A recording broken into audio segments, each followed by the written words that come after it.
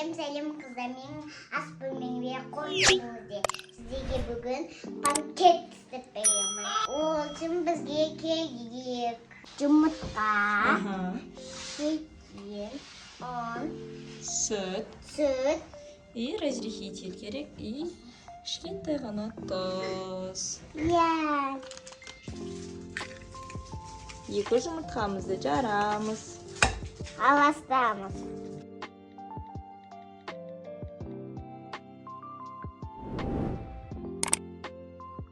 Шекерімізді саламыз. Шекерімізді саламыз. Сала қояйық.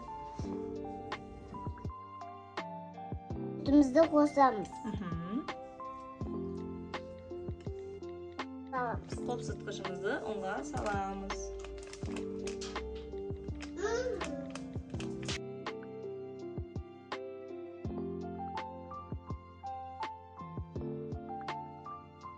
Неге достар, қоюлығы осындай болу керек.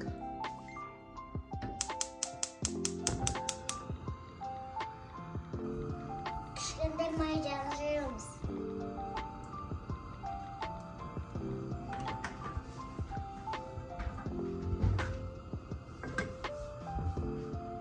баяу бота пісіреміз.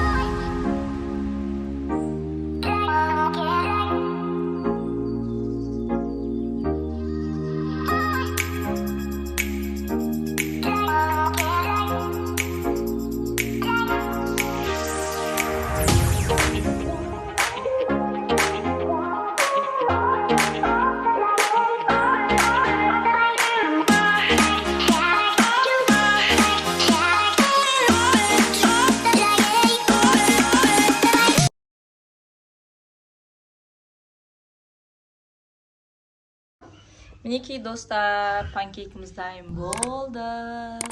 Өте әдемі, дәмді шықты. Видеоны соңына дейін көріп, подписаться етіп, лайк басып, комментарий жазып, бізді қолдап кетіңіздер. Рахмет.